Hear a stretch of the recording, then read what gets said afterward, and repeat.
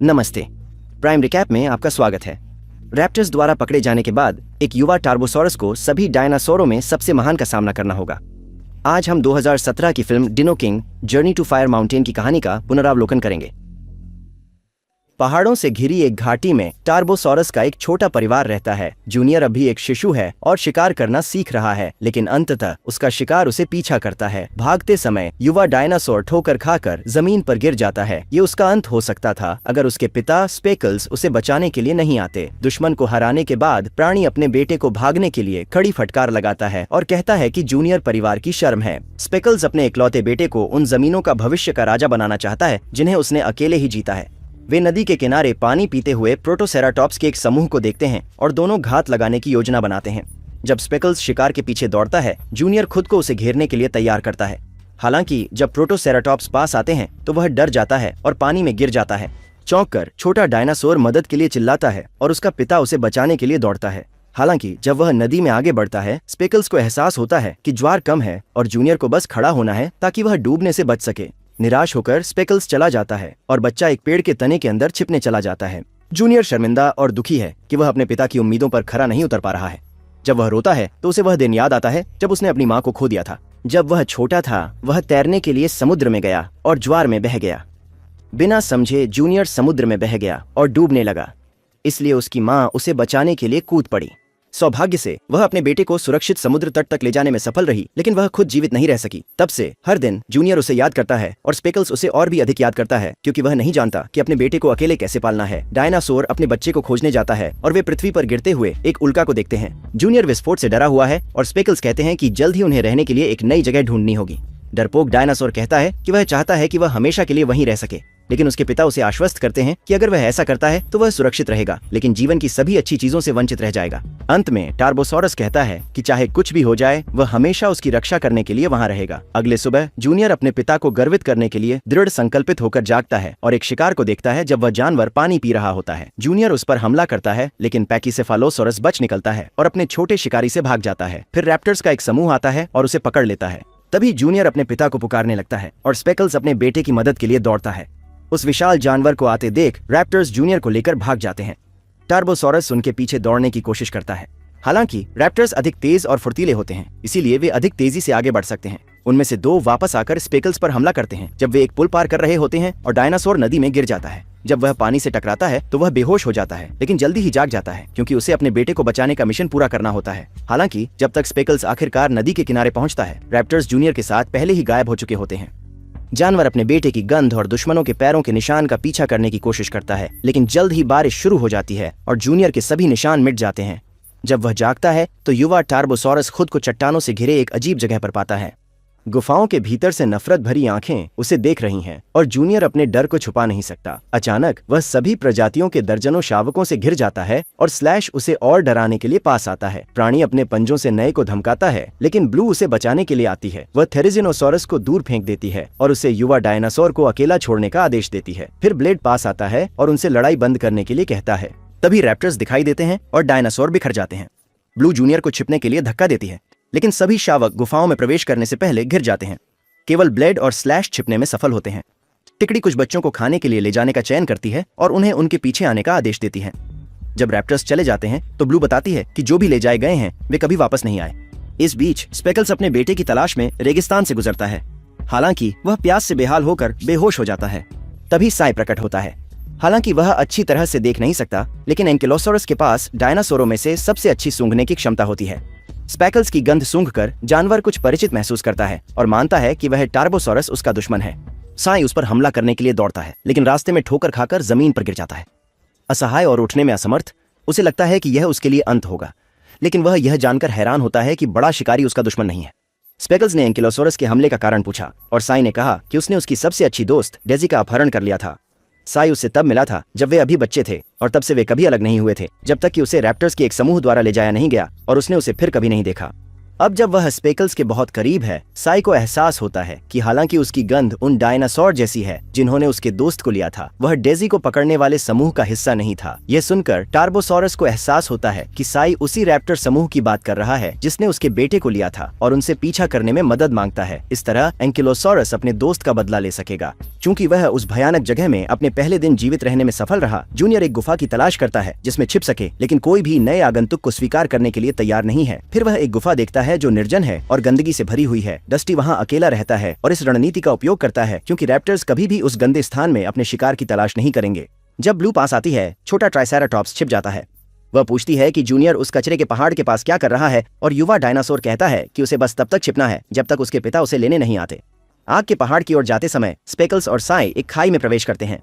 अचानक एंकिलोसोरस एक विशाल बिच्छू से चौंक जाता है जो अपनी जहरीली पूंछ का उपयोग उसे छेदने के लिए करता है। सौभाग्य से जानवर को उसके कांटेदार कवच के कारण कोई नुकसान नहीं होता, लेकिन टार्बोसोरस के लिए ऐसा नहीं है। वह लगभग खाई पार कर चुका था जब उसने अपने नए दोस्त की चीखें सुनी और उसे बचाने के लिए वापस चला गया। एक बिच्छू को खत्म करने के बाद वे घाटी से दौड़ते हैं और गिर जाते हैं। विशाल राक्षसों से लड़ते हुए स्पेकल्स के पैर में डंक लग जाता है और घायल होने के बावजूद वह अपने दुश्मन के पीछे जाता है। प्राणी अपने शक्तिशाली दांतों का उपयोग करके बिच्छू के पैरों को काट देता है और उसे खत्म कर देता है। जब वे अंततः उस जगह से बाहर निकलने में सफल होते हैं तो स्पेकल्स जमीन पर गिर जाता है। हाँ, उसके पैर पर घाव के कारण वह मुश्किल से चल पाता है। हर मिनट के साथ जहर उसके शरीर के अन्य हिस्सों में फैलता है, लेकिन जानवर अपने बेटे को बचाने के मिशन को छोड़ने से इनकार करता है। साई अपने दोस्त से रुकने और थोड़ी देर आराम करने के लिए कहता है, लेकिन उसे लगता है कि इससे केवल उसकी गति धीमी होगी। दोनों बिना पानी और भोजन के कई और मिनट चलते हैं जब तक कि स्पेकल्स बेहोश नहीं हो जाता। उसी क्षण रेत धंसने लगती है और वे जमीन में एक गड्ढे में गिर जाते हैं। गिरने से साई बेहोश हो जाता है और जब वह होश में आता है तो उसे एक राक्षस के पास आने की गंध आती है। प्राणी उसकी ओर दौड़ता है, हालांकि स्पेकल्स उसे बचाने के लिए खड़ा हो जाता है। लड़ाई के दौरान बड़ा आदमी गिर जाता है और फेंक पूछती है कि उस पर हमला क्यों किया गया। उसने कुछ औषधीय जड़ी बूटियों का उपयोग करके जहर को निष्क्रिय कर दिया और स्पेकल्स की जान बचाई। चूंकि जानवर बहुत कमजोर था, फेंक ने साई को रात के खाने के रूप में परोसने का इरादा किया। हालांकि स्पेकल्स का दावा है कि एंकिलोसोरस उसका दोस्त है और फेंक उसे अकेला छोड़ने का फैसला करती है। वह उसे बताती है कि वह अपनी बेटी की तलाश कर रही है जिसे 2 हफ्ते पहले रैप्टर्स ने ले लिया था। जेल में रैप्टर्स शावकों को खाना वितरित करते हैं क्योंकि उन्हें स्वस्थ रहना चाहिए जब उनकी बारी आएगी खाने के लिए। डस्टी उन सब में सबसे दुबली है और उसका खाना एक टेरोसॉर द्वारा चुरा लिया जाता है जो हर दिन वहाँ खाना ढूंढने आता है। कमजोर और भूखी ट्राइसेराटॉप्स अपनी बदबूदार गुफा में लौटती है और उसकी हैरानी के लिए जूनियर दिखाई देता है। उसने अपनी दोस्त के लिए खाना लाया और वे दोनों साथ में खा सके। फिर ब्लू उनके साथ शामिल हो जाता है और वे सब उस भोजन का आनंद कचरे के पहाड़ के पास लेते हैं। खाना खाने के बाद ब्लू अपने नए दोस्तों को अपनी पूंछ से पत्थर फेंकना सिखाती है ताकि वे अपने दुश्मनों पर हमला कर सकें। डस्टी पहली बार कोशिश करती है लेकिन असफल रहती है। जूनियर जल्द ही कोशिश करता है लेकिन गलती से अपनी पूंछ एक विशाल चट्टान पर मार लेता है और चोटिल हो जाता है। अचानक उनमें से एक रैप्टर उनके पास आता है और डस्टी को उसके साथ चलने का आदेश देता है।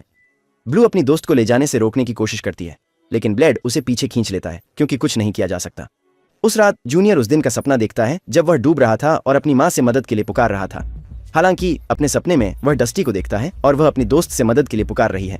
उस दिन जब दुसुंगा खाना चुराने आता है, जूनियर उसे पकड़ लेता है और जानकारी के बदले अपना सारा खाना देने का वादा करता है। जानवर उन्हें बताता है कि उन चट्टानों के पीछे आग का एक पहाड़ है और उसके अंदर एक राक्षसी जानवर अभी अभी जागा है। फिलहाल वह प्राणी वहाँ से बाहर नहीं निकल सकता, लेकिन जैसे जैसे आग तेज होती है वैसे वैसे वह जानवर भी। रैप्टर्स केवल सेवक हैं जो राक्षस के 3 बच्चों के लिए खाना लाते हैं जो उतने ही भयानक हैं जितना वह है। यह सुनकर जूनियर को अपने दोस्त को न बचाने का दोष महसूस होता है और वह भागने की योजना बनाने में दूसरों के साथ शामिल हो जाता है। स्लैश रैप्टर्स का सामना करने से डरता है और कायर कहे जाने पर जूनियर पर हमला करने की धमकी देता है। हालांकि ब्लेड उसे रोकने में सफल होता है और उसे नए सदस्य को अकेला छोड़ने का आदेश देता है। कई घंटों तक रेगिस्तान के बीच में चलने के बाद तिकड़ी को आखिरकार एक झील मिलती है और वे अपनी यात्रा जारी रखने के लिए अपनी ताकत वापस पा सकते हैं। पानी पीते समय वे देखते हैं कि ब्रैकियोसोरस का एक परिवार हमले का शिकार हो रहा है। कार्नोटोरस का एक बड़ा समूह उनके अंडे चुरा रहा है। उन माताओं की निराशाजनक चीखें सुनकर फेंक मदद करने का फैसला करता है और शिकारी पर हमला करता है। अंडा वापस लाने के बाद स्पेकल्स उसे उस गरीब माँ को लौटा देता है जो बहुत आभारी महसूस करती है। फिर कार्नोटोरस फेंक को घेर लेते हैं और उसे गिरा देते हैं, लेकिन स्पेकल्स समय पर आकर अपनी दोस्त को बचा लेता है और डायनासोरों को भगा देता है। साई भी लड़ाई में शामिल हो जाता है और अपनी शक्तिशाली पूंछ का उपयोग करके उन्हें बेहोश कर देता है।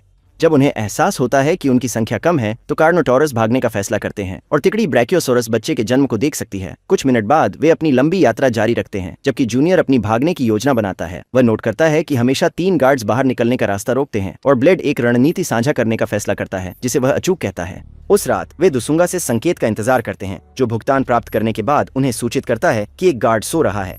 फिर जूनियर दूसरे गार्ड का ध्यान आकर्षित करता है और उसका पीछा किया जाता है। इससे पहले कि उसके दोस्त को पकड़ा जाए, ब्लू रैप्टर के सिर पर एक पत्थर मारता है और जानवर बेहोश हो जाता है। इसके बाद ब्लेड अपनी दूसरी गोली चलाता है और जूनियर आखिरी गार्ड को लुभाने के लिए चारा बनता है। इस बार ब्लू चूक जाता है और उसका दोस्त खाने वाला होता है। हालांकि ब्लेड जल्दी से पहाड़ों पर चढ़ता है और रैप्टर को गिरा देता है। कुछ मिनट बाद ब्लू उनके पास पहुंचता है और तीनों मिलकर उस जेल से बाहर निकल जाते हैं। जो उन्होंने नहीं सोचा था वह यह था कि बाहर 3 और गार्ड इंतजार कर रहे होंगे। उन्हें स्लैश ने धोखा दिया, जिसने उनके दुश्मनों को बच्चों की पूरी भागने की योजना बता दी। हालांकि ये उन्हें रोकने के लिए पर्याप्त नहीं है। यहाँ तक कि घिरे होने पर भी युवा भागने की कोशिश करते रहते हैं और गड्ढों के माध्यम से भाग जाते हैं। रैप्टर्स को पास आते देख ब्लेड छिप जाता है, जबकि उसके दोस्त दौड़ते रहते हैं। जल्द ही दोनों डायनासोर लावा के साथ एक बंद रास्ते पर पहुंचते हैं और गिर जाते हैं। एक शिकारी पूछता है कि तीसरा भगोड़ा कहाँ है और जूनियर अपने दोस्त का स्थान बताने से इनकार कर देता है, भले ही उसकी जान खतरे में हो। उन्हें एक काल कोठरी में भेज दिया जाता है और वे रात के खाने के लिए अगली पंक्ति में हैं। अगली सुबह साई अपनी सूंघने की शक्ति से महसूस करता है कि वह रैप्टर्स के छिपने के स्थान के बहुत करीब है। तिकड़ी एक टेरोसॉर की मदद के लिए पुकार सुनती है, जिसे शावकों को भागने में मदद करने के लिए दंडित किया जा रहा था। साई उन्हें लुभाने के लिए अपने शरीर का उपयोग करता है और दुसुंगा इसका फायदा उठाकर भाग जाता है। शिकारी एंकिलोसोरस का पीछा करते हैं और उसे घेर लेते हैं। हालांकि जब वे कम से कम उम्मीद करते हैं, तब टार्बोसोरस आ जाते हैं और एक रैप्टर को पकड़ लेते हैं। उससे पूछताछ करने के बाद स्पेकल्स को जेल का स्थान पता चलता है और वह साई को जानवर के भाग्य का निर्णय करने की अनुमति देता है। अंततः एंकिलोसोरस अपने दोस्त डेजी का बदला लेने में सक्षम होता है और अपनी पूंछ का उपयोग करके रैप्टर को चट्टान से धक्का देता है।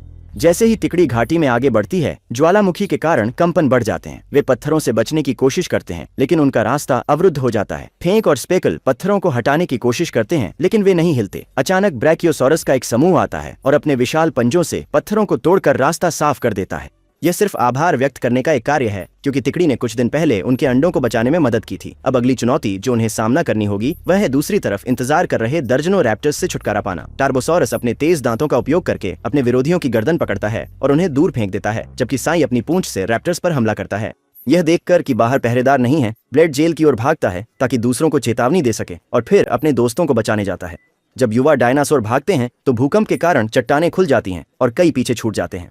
फेंक और स्पेकल्स अपने बेटों के नाम चिल्लाते हैं, लेकिन वे दूसरी दिशा में जा रहे हैं। योजना नदी पार करके गुफा में भागने की है ताकि डस्टी को ढूंढा जा सके। हालांकि स्लैश उनके पास पहुंच जाता है।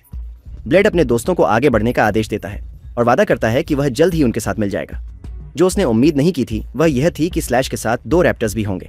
ब्लेड एक दुश्मन को बेहोश कर देता है जो स्लैश की पूंछ से चिपका हुआ है। नतीजतन वे दोनों लावा के पूल में गिर जाते हैं और गद्दार अपने पंजों से चट्टान को पकड़ लेता है। अब केवल एक रैप्टर बचा है। जानवर ब्लेड को स्थिर कर देता है और उसे खाने का इरादा रखता है, लेकिन ब्लू और जूनियर अपने दोस्त की मदद करने के लिए लौट आते हैं। वे शिकारी पर हमला करते हैं और उसे गिरा देते हैं। हालांकि जानवर अपने साथी की पूंछ से चिपक जाता है। स्लैश उस सारे वजन को नहीं संभाल सकता और उसका पंजा चट्टान से छूट जाता है, जिससे सभी लावा में गिर जाते हैं। रास्ता साफ होने के साथ वे नदी की ओर अपने मिशन को जारी रखते हैं। स्पेकल्स उन्हें राख के बीच देखता है और अपने दोस्तों को उनका पीछा करने के लिए बुलाता है।